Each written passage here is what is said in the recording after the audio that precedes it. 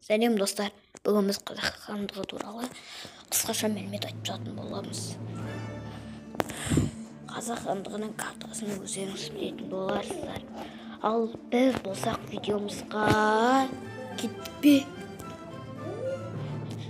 кет.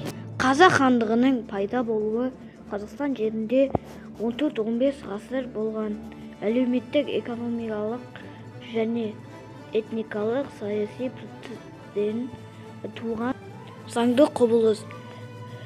Өндіргіш күштердің дамуы, көшпелі ақсүйектердің экономикалық қуатының артуы, феодалдық топтардың тәуелсіздікке ұмтылуы. Осы негізде Әбілқайыр хандығы мен Моғолстан арасындағы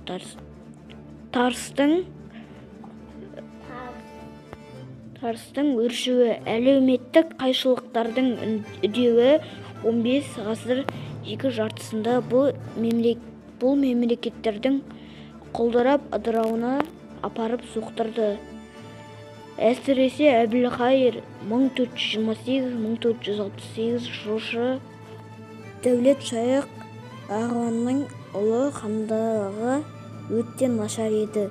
Дырот дариясы батысында, Жайықтан бастап шығысында Балқаш көліне дейін, оңтүстігіне Сырдың төменгі жағы мен Арал өңірінен солтүстігінде Тобылдың орта ағысы мен Ертіске дейінгі жерді алып жатты.